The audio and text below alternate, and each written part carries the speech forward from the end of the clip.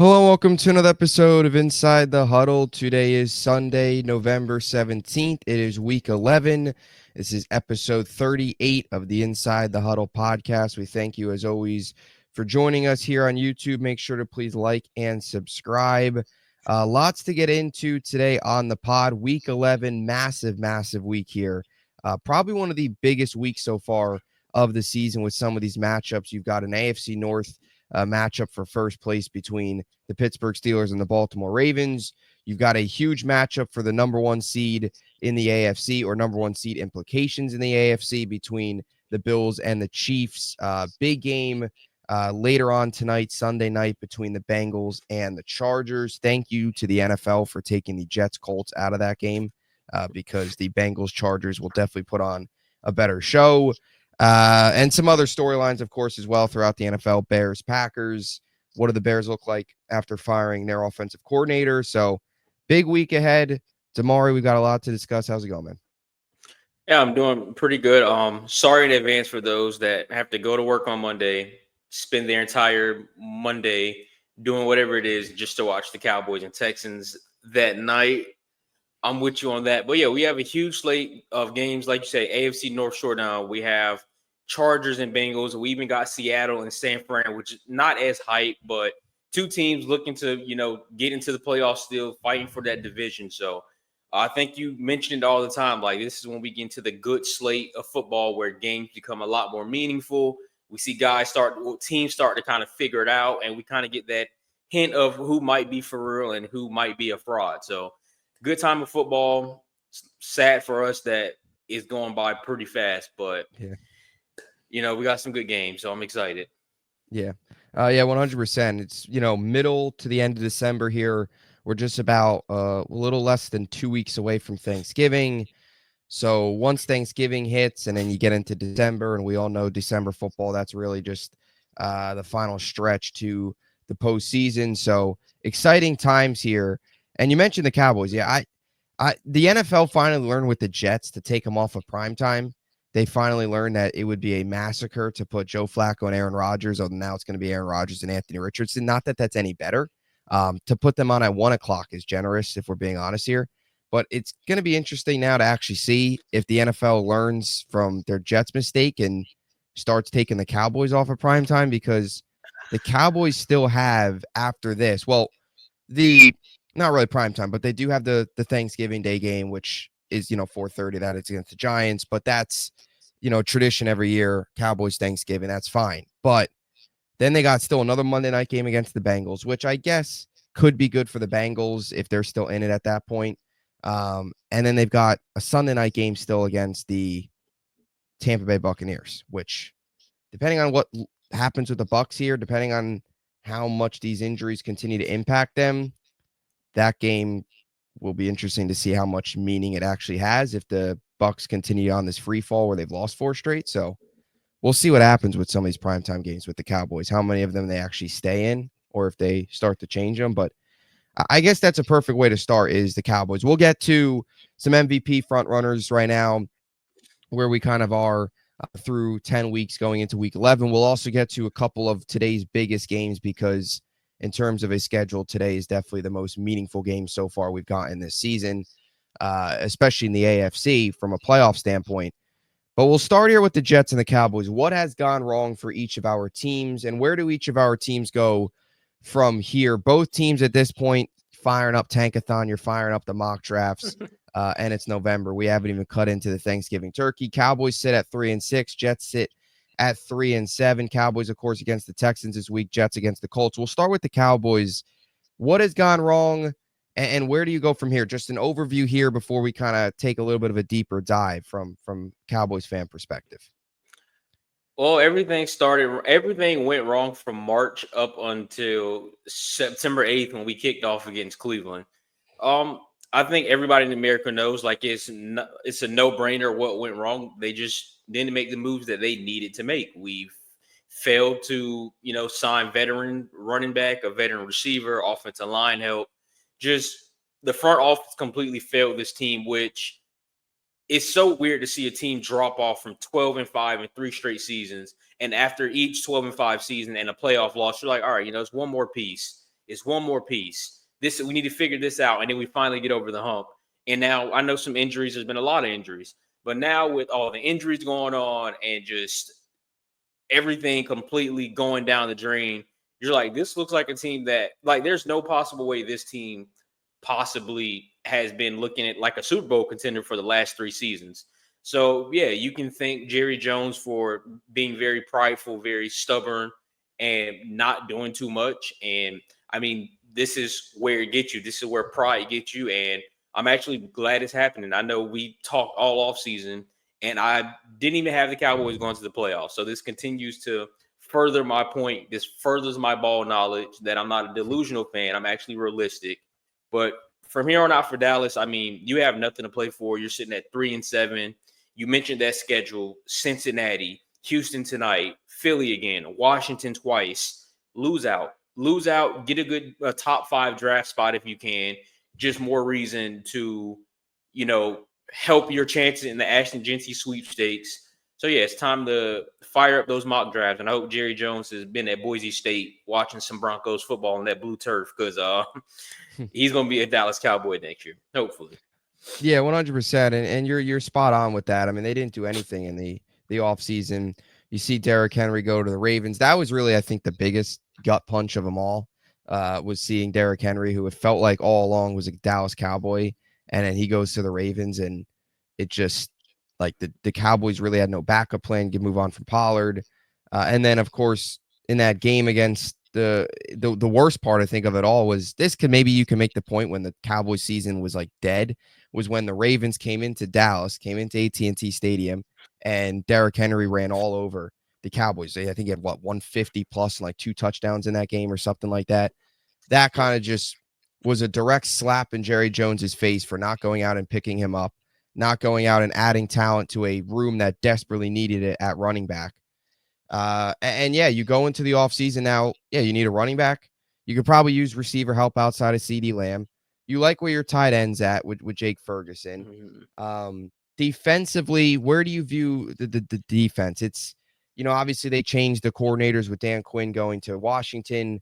What have you seen? Any holes there from a defensive perspective? Still the defensive line. That's another position we need to address, and it's not looking too well. DeMarcus Lawrence is getting up there in age. I mean, linebacker as well. Again, I mean, we got some young guys. We got Overshown, who missed all of last year, and we drafted a guy this year. I don't want to butcher his name, but who's been some bright spots. Like, they've been pretty good. But Eric Kendricks is old. We need some depth. We need some young guys that like to play hair on fire type of football. So I think those are the 2 spots on the defensive side that they should address after a running back. I don't want them to forget, go get a running back first. Yeah, 100%. Genty's got to be the top pick, I think, from a running back perspective for the Cowboys, 100%. And I think if you're a Cowboys fan, this probably won't happen, but you've got to hope, I guess, that this maybe at some point opened Jerry Jones's eyes that he's not a smart football guy. And for this whole entire Super Bowl drought has really been ever since he kind of took over everything and isn't letting, front office do anything from a coaching perspective. It's tough to come here and have success as a coach. Future, do you feel this maybe is a time where Jerry Jones finally looks himself in the mirror? I mean, I probably won't be, especially he's getting up there in age. He's going to still try and control everything because he realizes, not to be morbid, but he doesn't have much time left to get this team over the hump. And he's just probably going to continue to do the normal Jerry Jones things, which is basically run everything, don't run it well, lose in the playoffs, or this happens where you don't do anything in the offseason other than bring in the long snapper or re-sign the long snapper, and then expect a different result when you got worse, significantly worse. And then you go out and I think maybe one of the worst things of them all was going out and spending a 4th round pick on Jonathan Mingo. It made no sense. Who actually is playing today, by the way. So we'll see what that brings. But no, I don't think there's going to be any change. Like I say, he's very stubborn. He's very prideful. I don't I really don't. I can't grasp it. Like I really don't understand how a guy sits up on TV, on camera, or whatever the case is. They're like, "Hey, who's going to do a better job than me at running this team?" Clearly, anyone. Like you've been doing. It's been the same technique process for 30 years, and you have not went to the NFC Championship. The Carolina Panthers went to the NFC Championship and a Super Bowl before the Dallas Cowboys.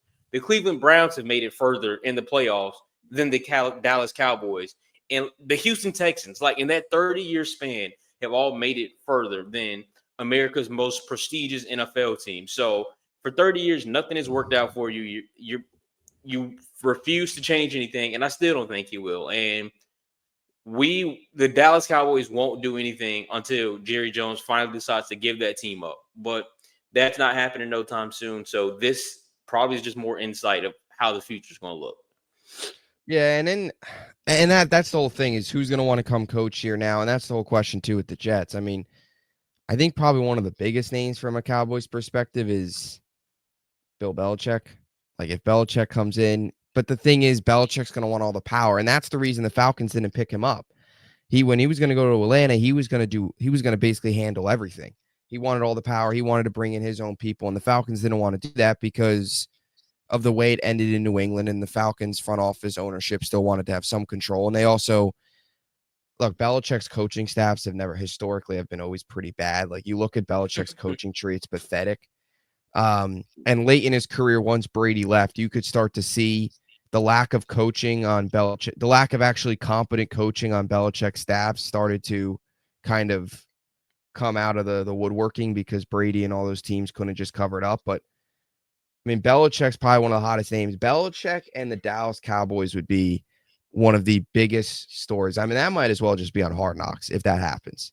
That would be one of the biggest stories. You combined all-time head coach with a, like you said, America's one of the richest franchises in sports. You combine Jerry Jones, two of arguably the biggest names in the sport, Jerry Jones and Bill Belichick. I mean, would that something you want? I mean, you could always look the Vrabel route.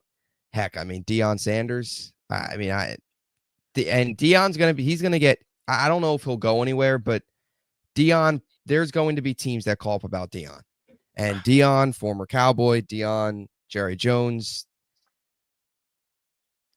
Vrabel, any names? I like Belichick. I'm going to circle back to Belichick. I'm so sick of the Deion Sanders talk. It's all over ESPN. It's all over First Take. And for one, I just don't see it happening. I just don't see him up and leaving Colorado just because, Travis and Shador left. But also, if you think there's a bunch of distraction now with the organization, imagine Deion Sanders with that Dallas Cowboys organization. It's not, it's going to bring in some great money, some great views, and that's all Jerry Jones seems to care about anyways. But to legitimately win a Super Bowl, that's not the route. I think you go get a Vrabel, a Belichick, and I don't want to say Flores, but that's just another guy I'm just going to throw out that has winning experience. Belichick and Vrabel offer the most of that. I mean, obviously, we know Belichick's track record. Vrabel had some great seasons in Tennessee before everything kind of went downhill. Go get a guy that has already proved that he can win in this league, because you can't go grab someone out of college because now Colorado's about to probably win the Big 12. Like, oh, congratulations. Like, this is a whole different level. There, college, you are coaching young men that is trying to, make it to the league, take that next step. In the NFL, you are coaching guys that's been in here for 12 plus years, and they're kind of, what do you have to tell me? Like, I'm a seasoned vet. I'm a seasoned pro. Yeah. Deion might get a little more respect knowing, the name that carries with Deion Sanders, but you go get a guy like Belichick, who I love, by the way, that you mentioned. You go get Belichick, who is going to step in and put his foot down. Like, takes absolutely no BS. Micah Parsons doing podcasts after games. Belichick's not going for that. Just stuff I'm throwing out like that. Trayvon Diggs saying certain things to reporters after the game. Like, Belichick's not letting that fly. And that is exactly what Dallas needs. Like, I hate to say it, but they need a coach that's going to run it like a boot camp and get it done. And Belichick or Vrabel is the answer to do that. So I'm hoping that's the route that they go. Yeah, and I'm right there with you. The Jets need that similar type of coach as well. We'll get to them here soon, but they need a culture change. You need a guy that's going to come in. None of this off the field nonsense. We live in a world now with social media is kind of crept so deep into sports. Like you said, you got all these podcasts, guys talking after the game, Twitter, all this stuff. You need a kind of an old school coach to come in and I guess lay down like an old school foundation. Belichick to Dallas is very polarizing. Like it would be a massive, massive headline. Not that the Cowboys don't already get every headline Monday morning, Tuesday morning, whenever they play, but it would be every single day, like Belichick, Dallas. I don't love Belichick, but I think Belichick and Dallas might work better than anywhere else because you already have a quarterback. To me, my biggest concern with Belichick is like, what is he without a quarterback? What is he without a top? Like we talk about Mike Tomlin, right? Mike Tomlin's one of the few coaches that can win games without a quarterback.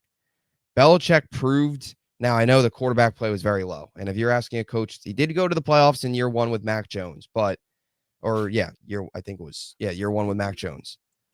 But if you put Belichick, let's say on a team with a I don't know, inexperienced or young quarterback, I don't know if that would work out necessarily because I don't necessarily trust Belichick to hire the right coach staff, hire the right offensive minds.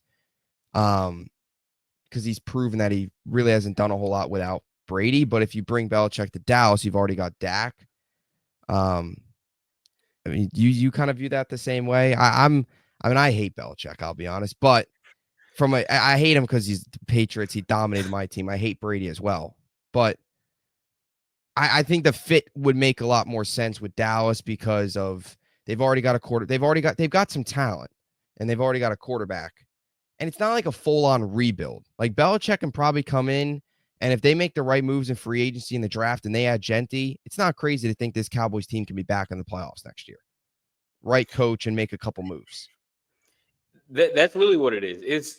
Yeah. It's really just coaching. I mean, offensive and defense. Zimmer has to go as well. I'm just not too fond of his scheme and what he brings. But yeah, this, like you just said, this is not like we're drafting a quarterback from scratch and we're trading away all our vets. And like we Yeah. have still a fairly young team. I think like the fifth youngest team in terms of age.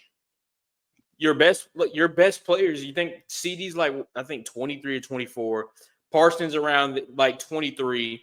We're a young team. Diggs is still fairly young, like a very young team. Your quarterback's a little older, but he's 30. But 30 sometimes is like right when that quarterback starts to really get in that Yeah. prime and kind of take another step. Statistically, that's been proven. I mean, once for some odd reason that 30 ball club, you are just a different guy on the field, maybe because you've seen so much. So I think you are spot on. Like you go and you approach the draft correctly, like you should have done last season, and you go to free agency and approach that correctly, also like you could have done last season. Let Belichick run some things, not full control. Jerry Jones would never, but let him run some things and see where it goes from there. Like it doesn't hurt to try it out. I mean, at the end of the day, it is a business. So worst case, what you try the Belichick experiment for 3 years, it doesn't work, and you get rid of him. That's always an option. Yeah. No, yeah, 100%. And like you said, Dak, you just extended him, so you're expecting him now to take that leap, expecting him to continue to dominate into his 30s. And it's not like Belichick with the Cowboys is different than, like I said, it's not like you're hiring Belichick and giving the rookie quarterback Josh McDaniels or somebody to go learn off of him, which would be an utter disaster. So, yeah, I think Belichick, Vrabel, both those guys, Flores, and a lot of these names will probably repeat too when we talk about the Jets because both teams need a similar culture changer. Cliff Kingsbury, has he moved the needle at all for you? Yes, that I mean, now that you're throwing him out, also Ben Johnson. I'm really glad you said that name because I was talking to my dad last week about kind of everything going on with our season. Yeah, The thing is, you the new wave, the new trend in the NFL is a young, innovative coach that is fun and willing to take risk. And that is what, if you look at every team outside of maybe Kansas City, like that is every team how they are ran. new, innovative young guys that, have all these funky play designs and different play calls, and that's the way to win. McCarthy is so old school. That's why it's not working. So I'm thinking, yeah, Cliff Kingsbury, who wasn't too bad in Arizona. I don't remember exactly why things kind of went left. I think him and Kyler had some disconnect, but when he was in Arizona, they were fun to watch to an extent. The offense was pretty fun to watch to an extent. So it doesn't hurt. I know we say this about players all the time, but a guy gets another chance, and a change of scenery can lead to so many different things. So yeah, why not again take a gamble? If it doesn't work out in a few years, then you possibly move on. But I Yeah. mean, it doesn't hurt to try. Yeah, and let's be honest here too. The Cowboys need like a retool right now. So if you try and bring in a head coach for the next 3 years with a retool and it doesn't work out, after that third year, you're probably looking at a complete rebuild. At that point, you're probably going to move on from Dak. Like if he still hasn't won anything here in 3 years, you're probably going to look to move on. You're going to look for a complete reset, a complete tear it down and full on start a rebuild. But like with this core intact, Dak, CeeDee Lamb, Micah Parsons, you mentioned Trayvon Diggs, some of these young guys. This core, you give them like 3-4 years with a new coach, and it's still nothing happens. Then you're probably talking about tearing it down anyway. So Kingsbury, previous experience, you hope he learns from some of the mistakes in Arizona. Same thing with Flores. Flores got the whole situation with tanking there in Miami. That was kind of an ugly finish with the whole ownership and all that stuff. But you look at what he's done in Minnesota with that defense, it is disgusting. I mean, that is a nasty, nasty defense. For a Cowboys defense, that's certainly seen a drop off with Zimmer. Flores could probably come in and turn this defense back around. You'd hope pretty quickly. So 100%. I like Flores there too. Ben Johnson, young name. The only thing with Ben Johnson, and I say this too with the Jets, is first time coordinators. They do work in certain places, but I would be a little concerned. And this is the same thing with the Jets and the Cowboys. Two huge markets, two major pressurized situations. You'd be worried at all, like first time coordinator, younger coach, it would get to him. Like the media, the pressure would kind of start to eat at him. Because I noticed that with Saleh. Saleh, you could tell after they collapsed in 2022, well, really even early 2022, when he came out with the whole receipts comment. You remember that when it was like, oh, we're taking Oh yeah. receipts.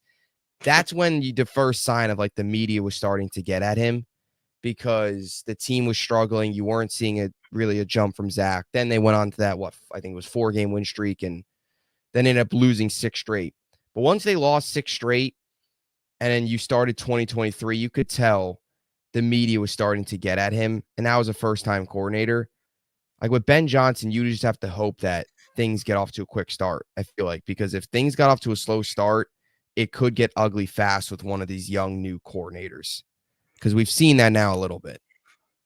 Yeah, I agree. And especially with the way he really kind of helped transform Detroit. Yeah. In either one of our markets, it's like, hey, if you can do that with Detroit, you need to step in Yeah. and you need to do that Do it right tomorrow. away. Yeah, exactly. I think I agree. I definitely see your point. Yeah.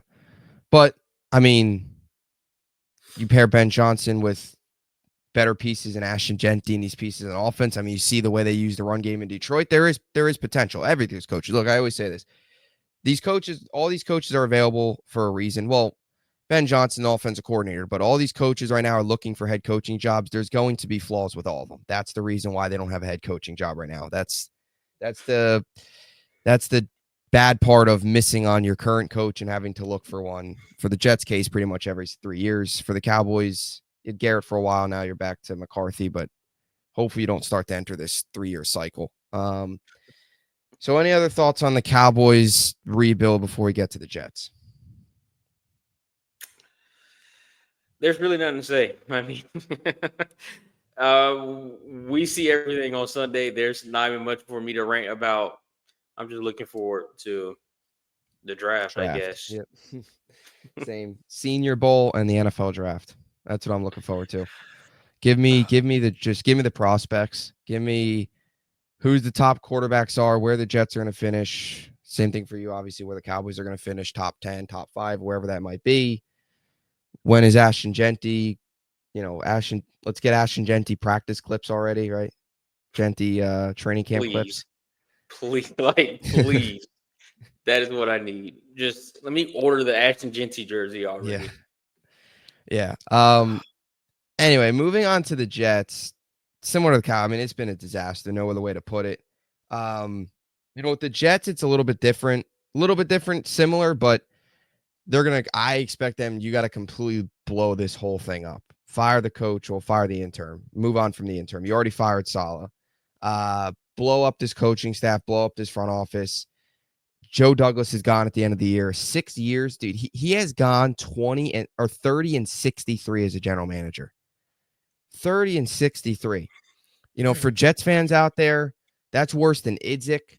That's worse than McCagnon, who were two GMs that just did not do anything for us. Idzik was a complete disaster. Idzik basically took the 2009-2010 Rex Tannenbaum's team and tore them to the ground, and kind of started this whole drought as to where the Jets are right now. So Douglas is gone at the end of the year, and so is Ulbrich, so is his whole coaching staff. You've got to blow everything up, and I think you've got to bring in a football operations guy. I look at a name like maybe Pete Carroll. He's now more in an advisor front office role. He's an advisor now for Seattle. If you wanted to bring him in, maybe not even just bring him in as football operations, but the Jets, like the ownership is so incompetent with the Jets. They can't hire coaches. They don't know how. In the past, they've had to hire agencies to help them hire coaches, help hire GMs. Like they hired Korn Ferry, some agency back in 2013, 2012, whenever it was, and they hired John Idzik. Idzik was a disaster because the ownership is so incompetent. Whenever the ownership tried to put their hands on thing, boom, we got Adam Gase. Because Christopher Johnson, when Woody was overseas being an ambassador for the UK, which he probably will now go back overseas, that's the expectation. Christopher Johnson got a call from one night from Peyton Manning saying, hey, go hire Adam Gase. They hired Gase, and here we are. Gase set everything back. You got 2 years of Gase, now we're on to Saleh. You need a proven football guy to come in here and make football decisions. Because right now, there's not a single soul in the front office working. It's all Woody Johnson who's meddling right now. He is taking over full control. I mean, Douglas even said it 2 weeks ago. He said, I work at the pleasure of the owner, basically meaning I'm his puppet. Pete Carroll's the name to look for. I like Ray Agnew as well, general manager. He's assistant GM right now for the Detroit Lions. He's a name I would look for. You need to find a guy, I think, that comes from a winning organization or an organization that has turned it around recently, right? The Lions have just turned it around. He's been there during the Brad Holmes era. Assistant GM has, look, he's not the general manager, but he's certainly played a role. He's kind of seen the foundation being laid there to now where they are a Super Bowl contender in year number 4, and they've gotten better in each of these 4 seasons. Mike Borgonzi is another name I look at from a general manager perspective. He's the assistant GM for the Chiefs. He's been with the Chiefs since 2009. He's worked with an organization that has been to 4 Super Bowls in the last 5 years. They've won 3 of the last 5, been to 4 of the last 5. They could be on their way to a three-peat. He is now the assistant GM. Terrence Gray from the Bills is another name to look for, another winning organization. You've got to hire a football guy to make football decisions, and then you got to hire the coach. And the coach is complicated because, and I'll ask you this, what do you think happens with Rodgers? Don't know. I mean, are we talking about a right now or just in the future? In the future, because there was 2 reports that came out this week. Well, first, Rodgers this week, they asked if he plans on playing beyond 2025 or beyond this year. And he said, yeah, I think so. There was a report that came out from The Athletic, Diana Rossini, that said Rodgers, or the Jets expect Aaron Rodgers to be back in 2025. And then there was a report that came out yesterday that said Aaron Rodgers, or Diana Rossini said that Aaron Rodgers might not want to come back to the Jets in 2025. So there's conflicting reports there. So the biggest thing for me with the Jets, and this is why I just wanted your opinion on it. I know it's tough to think about because you don't know what the heck Aaron Rodgers is going to do. For all we know, this guy can go, for all we know, after this game today, he can go hop on a plane, go to I don't know, somewhere in like the mountains of Idaho, if there's even mountains out there, and go on like an ayahuasca retreat and sit in a dark room for the next 6 months. I mean, really. I mean, this guy was running for vice president. He was thinking about running for vice president. I mean, it's crazy. Aaron Rodgers has better odds right now to become the 2028 president than the Jets do to win the Super Bowl. So we don't know what the heck we're going to get out of that guy. We don't. That's tough. I mean, with Rodgers, I think he owes it to Devontae Adams to be out there on the field. It's that simple. I mean, yeah. I've pushed for you to be traded here for 2 years. The least I can do is be on that field for you. So I think that's that. I think if any, kind of concern or uncertainty comes from Aaron Rodgers and what he may do, the fact Devontae Adams is on that field, I think helps a lot. The fact Garrett Wilson is on that field, I think helps a lot. They seem to have a great relationship, I guess. I don't know. You see some things on the sideline a little different where they're giving each other looks after Rodgers completely oversells him on an 8-yard out route for some odd reason. But I think they have a pretty great connection. And, Rodgers was so devastated last season because he wanted to build that chemistry in that relationship with Garrett Wilson. As long as those two are on the field, I think that should bring some confidence. Like, hey, Rodgers will be on that field. That's all that matters. But then again, it is Aaron Rodgers, and you never do know. And just say, we already mentioned it, but possibly shutting down Rodgers this year. Just say you shut down Rodgers this year. You go into next year, Rodgers stays. Okay, great. You bring in a guy that Rodgers doesn't care too much for, that they can't seem to figure it out, and then the season is looking similar to this, then that's it. Like, that is literally it. Mm-hmm. So, I mean, and you're saying it now, all the pressure comes on the GM and the new coaching staff, and that is going to be the determining factor for Aaron Rodgers. But, I mean, as of now, he has kind of the respect for his guys. We're like, I'm going to be out there on the field, like, I am the leader. This is my team. But it's not even a Rodgers thing, so it's not like I'm trying to bash Rodgers. But I think that is for any guy. You bring in a coach where your quarterback can't seem to, figure out a good relationship and they don't see eye to eye, and he's not too fond of the front office, get me out of here. And, I mean, that may be what it is, but really everything is up in the air up until, I guess, whatever you guys decide to do in the offseason. Yeah, I agree. A lot of it hinders on Rodgers, and that's the scary part. And this is what I said a couple weeks ago, and the bye week's coming up, so we'll see. The Jets need to sit down. This is what they need to do. Ownership, whoever the heck is working in the front office, because I don't know. For all we know, Douglas might not even be in the state of New Jersey right now. It could be Bill Belichick's dog who did the draft in the front office right now. I mean, he'd probably do a better job than Douglas at drafting and signing free agents. But the Jets need to sit down with Rodgers, because he made a good point. Like, who the GM and head coach might depend on Rodgers, but even the other way, who's going to want to come here might depend on whether or not Aaron Rodgers is here. Because to me, and this is why I would blow it up, I don't even want Rodgers back next year. I would blow this whole thing up, move on from Rodgers. You have Tyrod, bridge year quarterback, tank, draft Cam Ward, Milroe, Shadur. I don't know. Oh, look, they're going to draft Shadur and hire Dion. That might happen. I mean, because the Jets are just one big circus. They just keep rotating clowns. That's what they keep doing. But they need to sit down and have an honest conversation with Aaron Rodgers and be like, what are you going to do? What's your plan? Do you want to stay here? Do you want to move on? Because how many times do we see it in Green Bay where we would have no clue what the heck Aaron Rodgers is going to do in the offseason? We'd have no clue if he's coming back, if he's going to get traded, if he's going to request the trade, what was going to happen.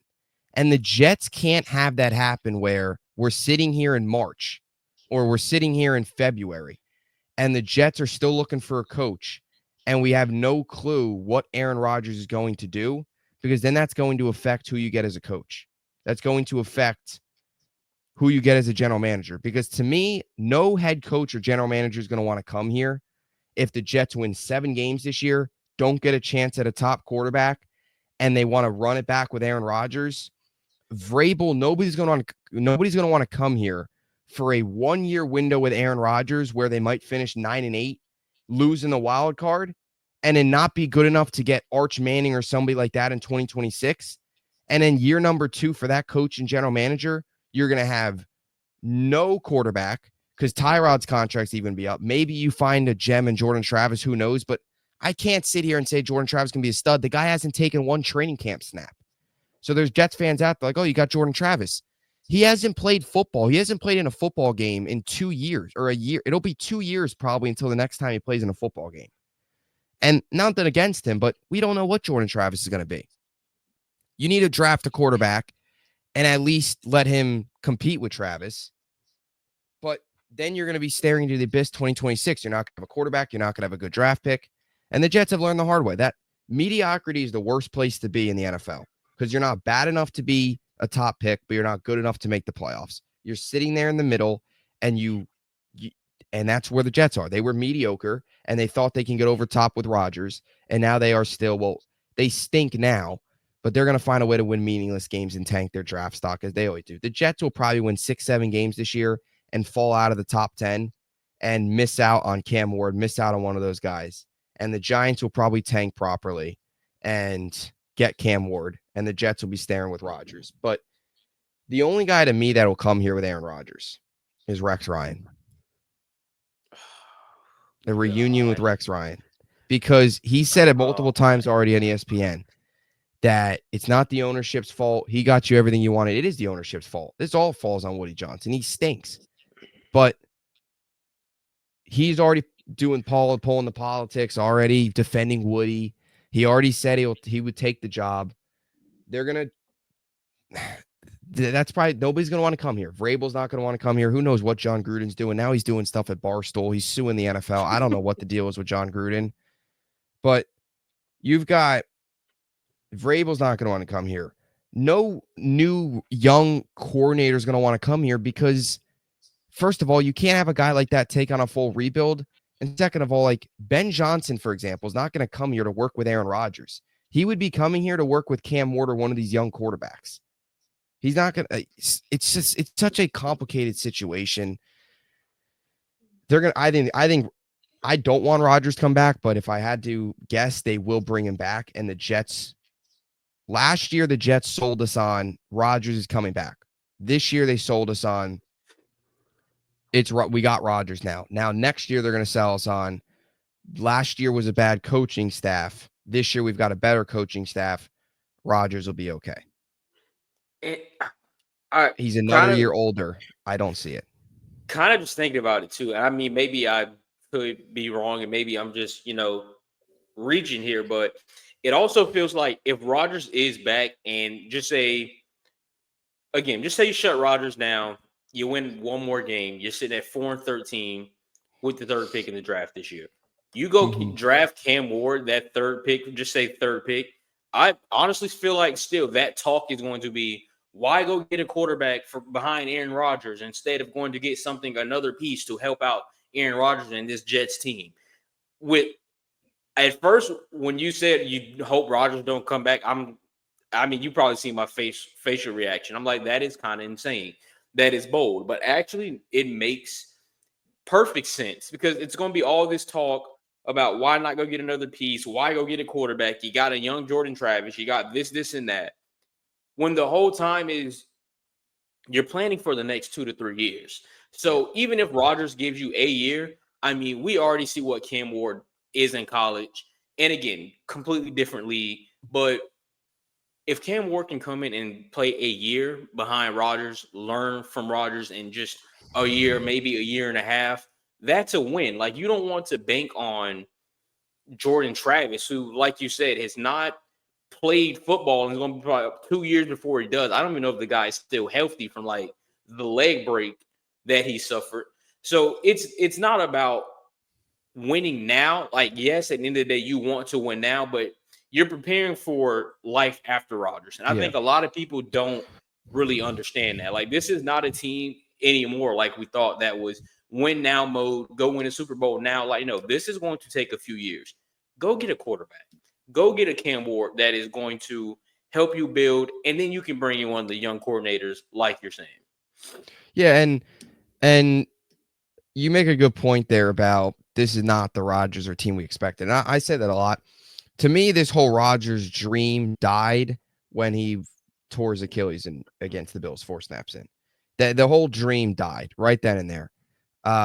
Unfortunately, us Jets fans, we bought in again to this year, but we all should have known torn Achilles, not going to be the same player. We saw all the problems with this coaching staff come out last year, and we still kind of bought in and said, oh, it's okay. Everybody will be okay. Rodgers is here to fix everything. And I get your point there with the Rodgers thing. It could be similar to the Packers with Jordan Love, draft a quarterback, have Rodgers sit, or have Rodgers play and the quarterback sit behind Rodgers. My only problem is I'm just worried that Rodgers is going to have too much say in this coaching staff, this next coach, this next GM. And I just have a problem with, I still have concerns with a coach. I still think a coach is going to want to come in here because they do have Tyrod under contract. So then what are you going to do with Tyrod? Like, what's the point of even picking up Tyrod at that point? Unless if you like put Cam Ward or somebody like that as your third guy and Tyrod's your backup and you really just let him sit and learn, not even have to focus on even, what is it called? What, dressing up for game days? Like he could really just sit and watch, but I don't know. I just have concerns that the coach isn't going to want to come here if he knows Rodgers is here for another year. And I have worries that Rodgers is going to have too much say in the coach and the general manager, I guess. I don't know. I don't know if he's going to want to give up power. Would Rodgers be okay? Like if Mike Vrabel came in here and he said, I'm controlling everything, would Rodgers really be okay with that? Or is Rodgers going to want, like, especially their offensive coordinator, is Rodgers going to want to learn a new system potentially? I don't know. It's such a train wreck. To me, this is worse than the big three Nets, this like super team failure. Out of two favorite teams that I've seen, this is worse because the Nets at least got to the playoffs, but you see the fallout now with the Nets. Although they're not playing that bad, but that's the fallout with the Jets. When you go all in for a championship and it doesn't work, insanity. It's just insanity. They're doing the same thing over and over again. Rodgers going to be like in a wheelchair like week 12 of next year. He might be. I don't know. I'm just so sick of Rodgers. Rodgers' whole act, it gets so old when you're not winning. It gets old fast. Like, keep the hope. There's a beautiful thing called hope. It's what he said this week on McAfee. The whole Rodgers, Devontae Adams coming on McAfee. Like, that's all cool and all when you're winning, but man, when you're losing, it gets old fast. And when you're losing and it doesn't seem like you care, because he's shown no urgency. I don't know. I just want to blow it up. Just move on from just blow it up. Draft a quarterback. We'll see. Or this will happen. Rodgers will leave. They'll win like 3 games next year, and Manning will go back to college like Peyton. We'll get the number 1 pick, and Manning will go back to college. I mean, you said it right. You already said it. Who wants to play for the Jets right now? So no, Carson Beck. That's not unreasonable. Oh, yeah, that guy. Imagine if they draft Carson Beck. Oh my God. I don't know what to do. Yeah, he didn't play too bad last night. He did not play too bad last night. Not good. But I would not build my franchise. And I know we talked about it. I'm not gonna say much into it. We've already mentioned it. There's just not a lot of guys that you can build that you will be willing to build a franchise around with this quarterback draft class. Yeah. No, you're right. You're 100% right. And I guess that could be a point to bring back Rodgers, maybe. Like, there's nobody good. It's maybe draft I don't know, an edge or somebody like that, or a safety. Which, oh my God, I couldn't take another edge rusher. Oh God. Either way, I don't. It's to me, this all falls on what happens with Rodgers. Coaching wise, they could maybe go after. We mentioned already some names, but maybe Aaron Glenn, the DC for the Lions, a great Jet former player, could go after him. I know another one that it's tough now considering how our defense is looking, but Al Harris, that secondary has been pretty good up until this year. Again, not too much to go into. That could be another interesting one. And Green Bay ties with Rodgers, so you know. You make a point. Or they could go after Mike McCarthy. And that's actually been reported that the That is Jets, a because of possibility. Rodgers, they're going to want to bring him. If they bring in Mike McCarthy, I don't know what I'm going to do. We might Well, be switching places here. I'm gonna I have to know deal with what the Mike. I know what I would do. Just I already need to take a New York day trip anyways, so I will go pick up Mike McCarthy from LaGuardia. I hope that's how you pronounce it.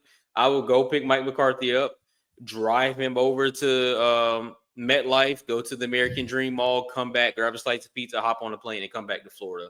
So y'all just keep me updated because I am more than okay with Mike McCarthy going to the Jets. Oh. Please, I would actually drive him from Dallas to New York, and I would take the long way. I'll go up through Canada and back down to New York to drop him off. So just keep me updated. I'm down. I'll rent a I car. I wanted McCarthy in 2019, but geez, McCarthy now washed McCarthy, washed Rodgers. Jesus, what next? It's like Now, a getting name I Derrick do Rose look at, after his knees. Oh my if he gets god, fired, Brian Dable could be somebody. The only problem with that is if he gets run out of town with the Giants and he comes to the Jets, like that's not a good New look. York wise, the market, that's not Yeah. going to be great. But and this is the last thing, and we'll get into MVP and our underdog picks and some of the big games today. But you mentioned how nobody wants to come with the Jets, and you make a great point. That's what I think is going to gear some of these young coordinators away from us is while the Jets are still one of 32 and it's still an opportunity, like you just look at Robert Saleh. Robert Saleh came in, he looked like this energetic guy with the Niners. Everybody thought that he was the next big coach, and he's completely fizzled out. Like Robert Saleh was supposed to be everything D'Amico Ryans is right now. That's really what the Jets are supposed to be. Everything the Texans are right now. Hit on the quarterback, draft a culture changing defensive coordinator. And they missed on both. That's just what the Jets do. They swung and missed on the quarterback, swung and missed on the coach. But you even look at Ulbrich. Ulbrich was a guy that a lot of people thought in the offseason would get coaching interviews. Now look at him. He's destroyed. He's never getting another coaching gig in his life. So you talk about the Jets, nobody want to come here because the Jets ruin reputations. Ulbrich was this defensive coordinator that everybody thought like he looked at, there was some teams that wanted to interview him last year. And even the senior boy coached the team. And now look, he's never going to sniff another coaching job. That's what the Jets do to you. So anyway, let's get into more positive stuff. MVPs. There are no MVPs on each of our teams. So no more Cowboys Jets talk here for the rest of today's show. Let's hear your three front runners in the AFC. Whew. I mean, I think we're gonna be about the same here, but Yeah. Lamar, it has to be Lamar. It has to be Lamar at one. He's having a amazing season, which is a huge reason why I am now a Baltimore Ravens fan. Thanks to Lamar Jackson. So it has to be Lamar. I mean, he just looked so much better than last year. And I know the fact that he won it last year with only 24 passing touchdowns and what he has now through 9 weeks is crazy. But I like Lamar to win it. I think he's going to, ultimately bring it home. I like Josh Allen. I got Josh Allen at 2, is right behind him. We mentioned Buffalo. We thought it was going to be a fall off. We thought it was going to be a huge drop off. We thought that we finally found out Josh Allen's kryptonite, and we haven't. Yep. He has only probably maybe even gotten not better, but smarter. He's not turning the ball over, just what everyone has wanted to see from Josh Allen for the last, 3 years is finally what he's doing, where he's just playing smart. And then Derrick Henry. I mean, the year that Derrick Henry is putting on again has to be a huge slap in the face to that senior citizen in Dallas, Texas, that you decided not to go sign him. But Derrick Henry's having a great year. I mean, he is a huge part of that Baltimore success. So AFC is deep. I mean, to believe even I left Patrick Mahomes off of this, and Joe Burrow, that just shows how deep this AFC is with MVP front runners. But I think Lamar's going to do it again. Yeah. Yeah, I agree with those. And I would definitely say this too about Derrick Henry. If he doesn't take home MVP, definitely probably offensive player of the year. Uh, potentially.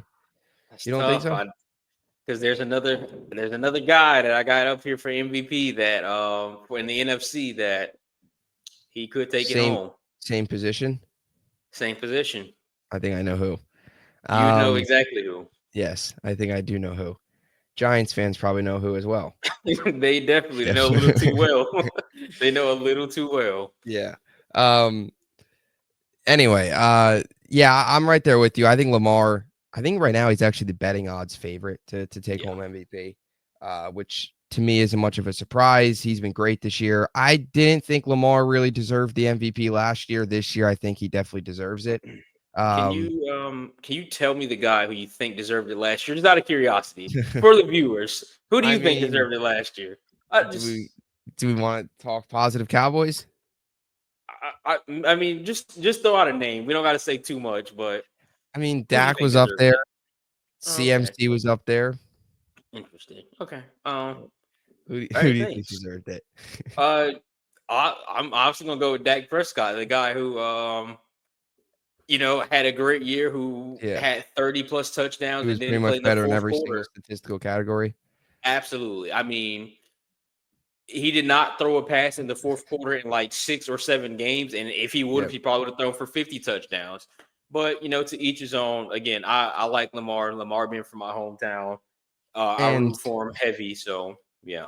and if we're being fair, everybody said that it was because the Cowboys collapsed, but the Ravens lost at home too in the playoffs. So And I mean, I was at this game that I think was the determining factor.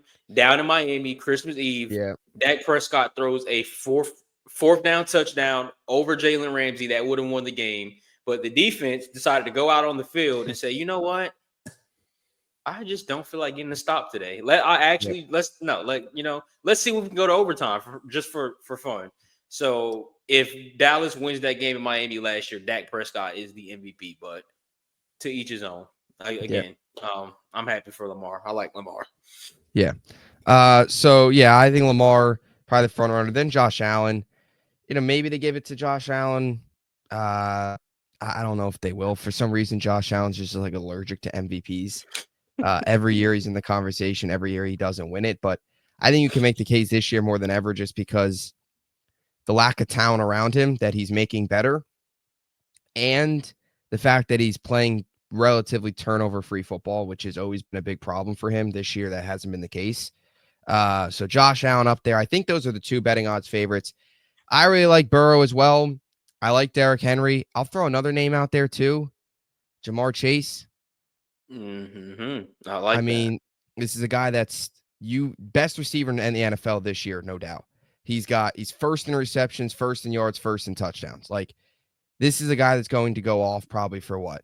He's at 981 yards right now.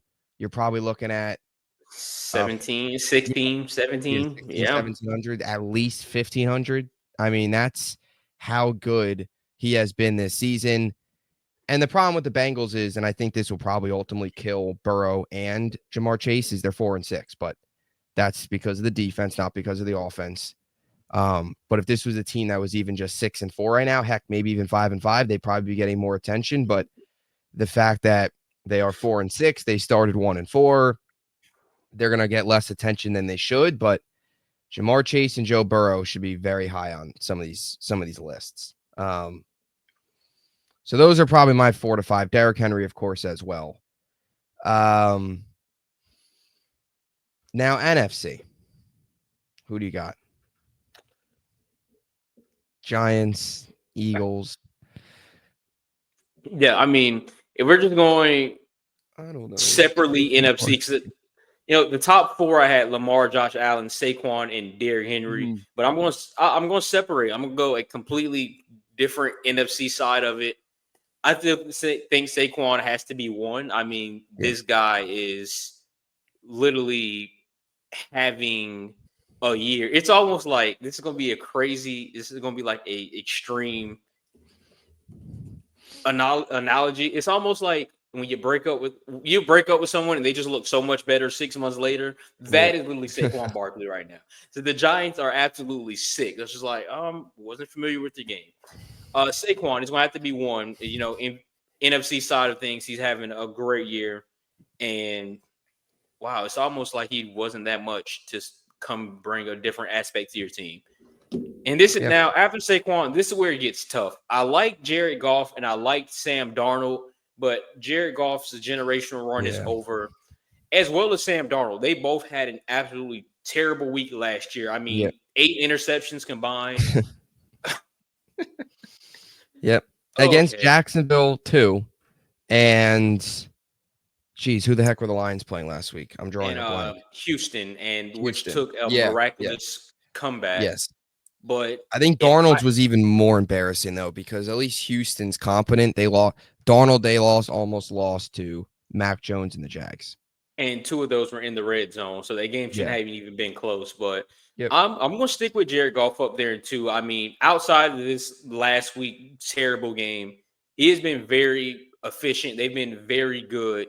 And I hate the fact that they actually won that Houston game, because now it all comes back to people who don't really watch the football games. Whereas, well, he found a way to win. Did he really though? He threw 5 interceptions, and Houston just completely like channeled their inner December Miami Dolphins and found a way to lose that game. So I don't think Goff deserves much credit. And then I'll go Sammy Dimes at 3. I mean, Minnesota's still a good team.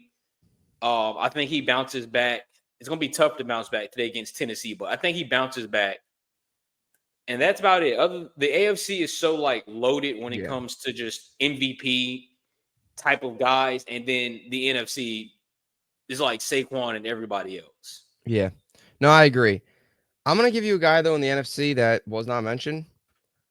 I think he should be decently high, and as similar to the Bengals. I think the record doesn't help his case, Baker Mayfield. especially in a division that's not any good. That's Baker Mayfield. I think Baker Mayfield should be definitely in the conversation. Baker Mayfield right now is playing very similar to kind of the way everyone expected him to play when he came out of college.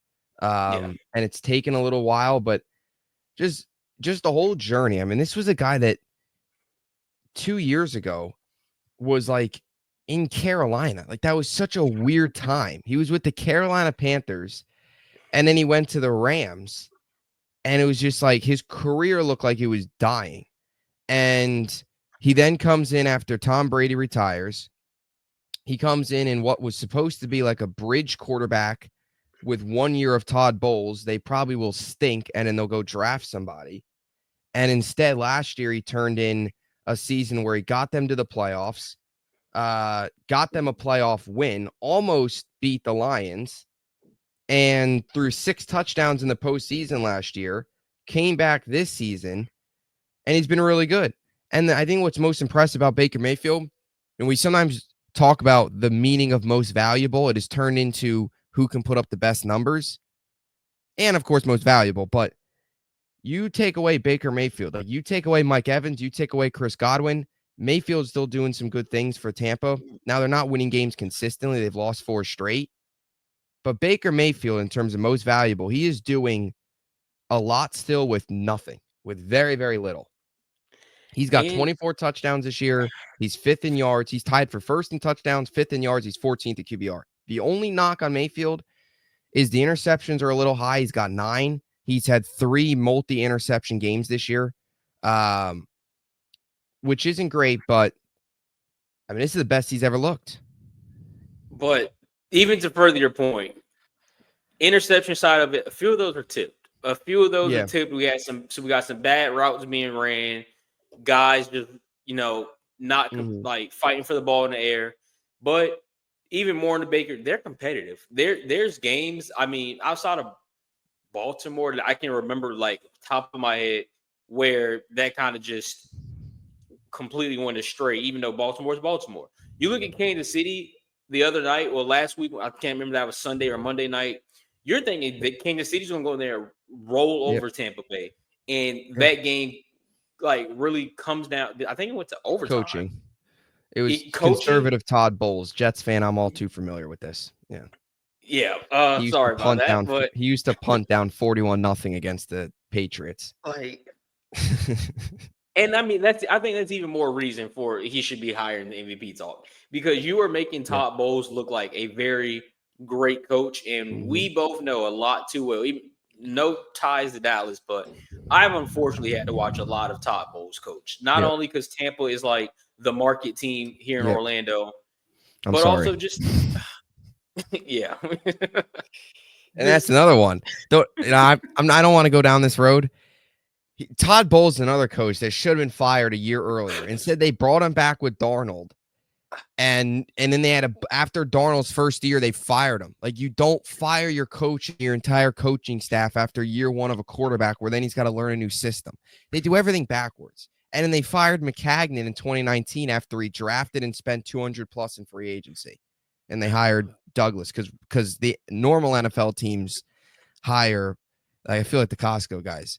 We're the Jets. Of course we hire a general manager in June. But Oh to my goodness. but in terms of Tampa, like, you make a good point. Yeah, he's making Bowles look competent. And you look at that Chiefs game, you look at the top three leading receivers for the Bucs: Cade Otton, Kate Otten. Sterling Shepard, and Trey Palmer. Sterling Shepard's a guy that couldn't find a role last year on the Giants. And he went into Arrowhead and made that a game with those guys. I mean, and the defense didn't do anything. Mahomes had one of his better games of the year. He threw for 3 touchdowns in that game and 291 yards. Like, the defense couldn't do anything. They also had a tough time stopping the run. So, I mean, yeah, I'm right there with you. I think Baker Mayfield should be up there. And look, the division's still not out of the equation for them. Like, the Falcons, I think, are not as good as the Falcons have had some moments. They've had some flashes, but then they have moments like last week where they lose to the Saints, and that just doesn't really make sense. And then they have games where, they look really good. They have swept the Bucs this year, so they would have the tiebreaker. They beat the Eagles, which is a really impressive win now, coming back on the road in Philly. But yeah, I mean, they've had some moments of highs, some lows. They got blown out against Seattle. Like, they've had some different things, but yeah, I think Baker Mayfield should be up there as well. So yeah. What about Brock Purdy? Oh, okay. I'm guessing we have got to the first take side of things on here where we ran out of ideas, so we start throwing out a bunch of clickbait. Brock Purdy is not winning MVP. Brock Purdy shouldn't even sniff MVP. Anyway. Actually, he is GMVP. Oh Game my Manager Valuable goodness. Player. No, And GMMVP. he hasn't Most even Valuable Game game Manager. managed good this year. Like, he's not game managed good at all. Like, They're not I doing can't much well in San Fran. They're really not. I can't stand Brock Purdy. All right, so let's get into the underdog picks, some of these big games today, to close things out. So Buffalo, Kansas City is obviously a big one. In terms of the implications on this game, I'll read you a couple things here. If the Chiefs win today, they will have a 91.6% chance to get the 1 seed. So they will have it all but locked up. If the Bills lose today, their chances drop to 37.1% chance of getting the number 1 seed. Now, if the Chiefs lose today and the Bills win, Chiefs chances will drop to 52.5%, while the Bills chances, a Bills loss will drop them to 2.1% chance. A Bills win will bring them up to a 37.1% chance. So if the Bills lose today, you can pretty much kiss the 1 seed goodbye. If the Bills win today, the door is open where they will only be 1 game back to Kansas City with the tiebreaker, where they could potentially take home the AFC crown in the regular season. And when you look at the Chiefs' schedule, they've got some matchups down the stretch here that could be difficult, right? They've got the Chargers still. They've got Houston. They've got Pittsburgh on the road. That's a Christmas Day game on Netflix, by the way, which if you were Jake Paul, Mike Tyson, I mean, they Oh they my they barely goodness. they barely showed any of the fights, but when Mike Tyson was basically naked in the locker room, they had a pretty clear shot. That was actually the highlight of the fight. Let's be honest here. That and Mike Tyson just chewing on his gloves. Oh my gosh, bro. I'm living in a simulation. Like this is not real. This cannot be real. What, Netflix? Just life. Yeah, Just yeah. we have No, yeah. Mike Tyson's butt on Netflix. A We 58-year-old fighting this 27-year-old where he's biting his we got gloves Mike the whole Tyson's entire butt on time. Netflix before we got GTA 6. This is a simulation. There's no way this is real life. Like we feel like we're living in a big Simpsons episode. This Yep. is Yeah, just it so does. unreal. Yeah. Okay. Yeah, so those are the implications here for the Chiefs Bills today. Obviously, Chargers Bengals is huge. Bengals win, they're right back in it. Bengals lose 4-7. Your season's kind of on life support at that point. And then from a Baltimore Pittsburgh perspective, this is for first place right now, right? The Steelers are playing really well, coming off of a really big win last week against the Commanders. You've won 4 in a row. Russell Wilson looks good. The quarterback change looks to be paying off.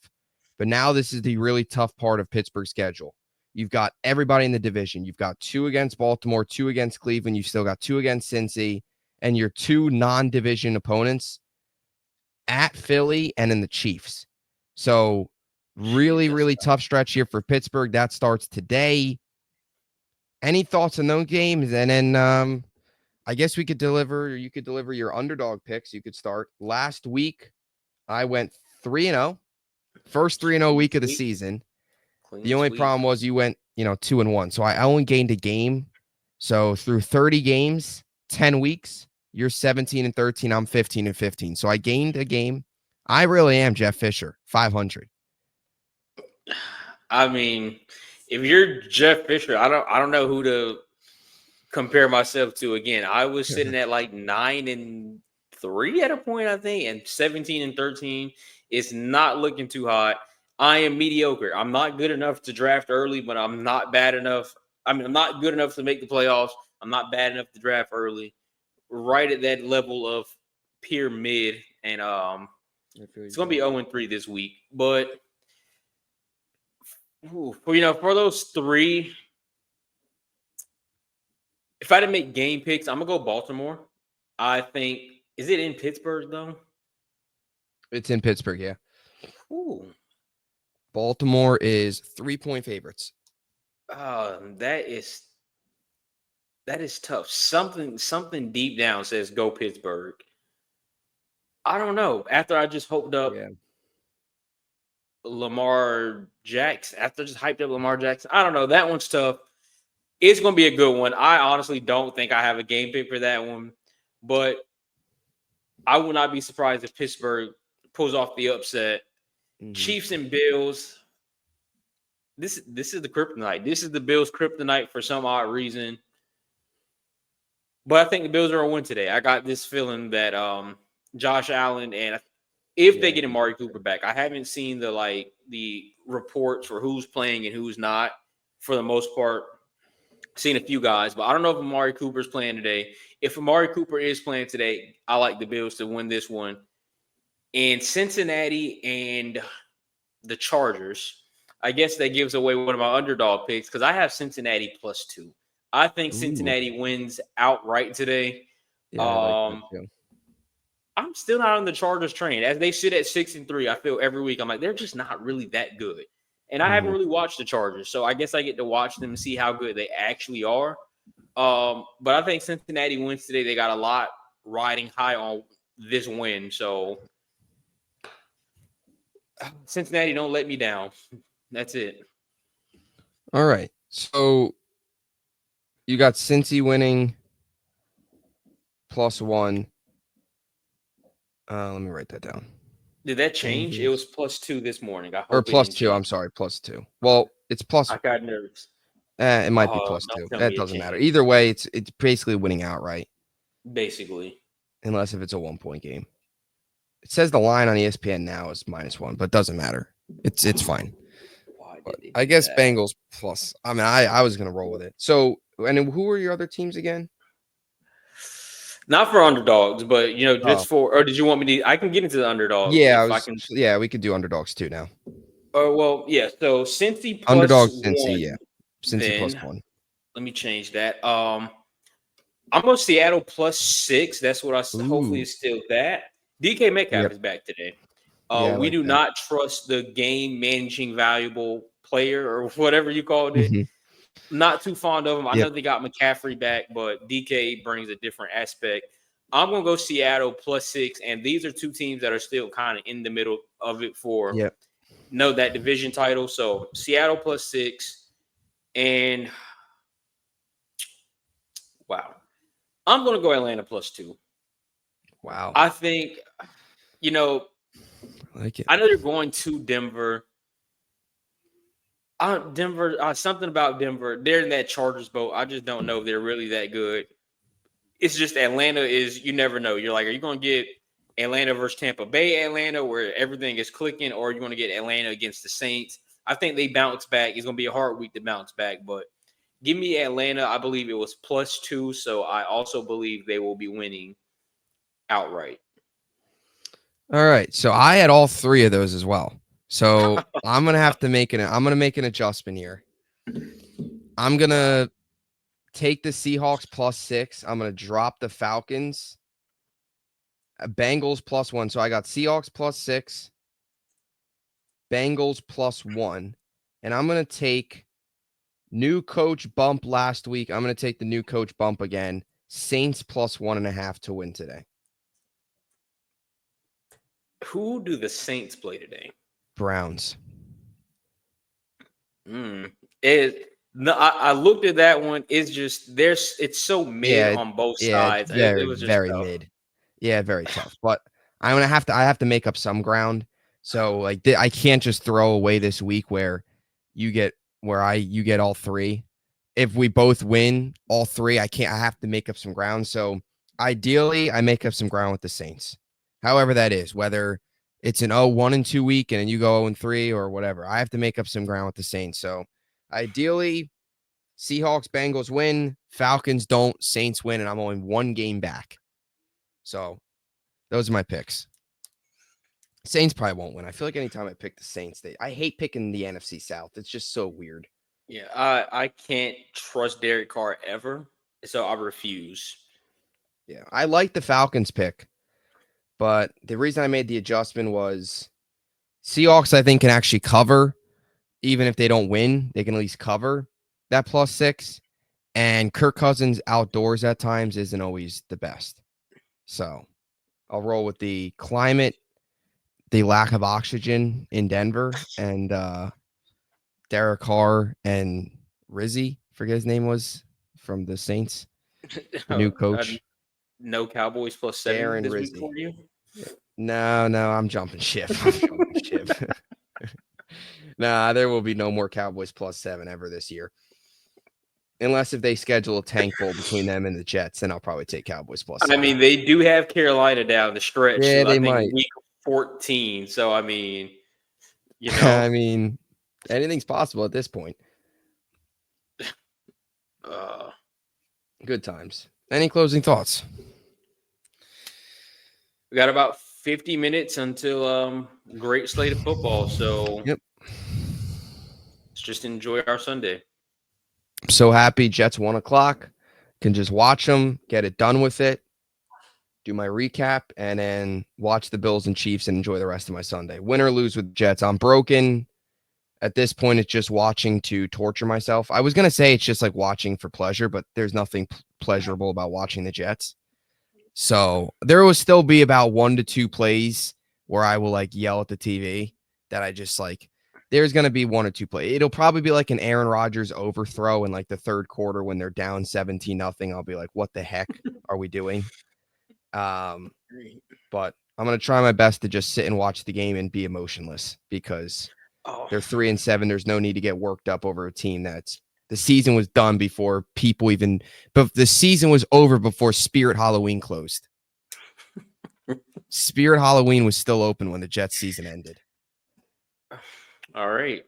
Well, actually, one more thing for those that have been hearing us about our brown paper bags, those are coming soon. Oh, those are coming. Yeah. Bye week Yeah, next week for the Jets. So I could just wear the paper bag all week. and every week's a bye week for Dallas. So paper Yeah. bags are coming soon. Yep. I know you're probably looking forward to that. So Yeah, I just got to find one as bad as our season. That's the holdup, but we'll get there. Yeah. So that'll do it. We will see you next week for week number 12. And enjoy your week. Talk to you guys soon.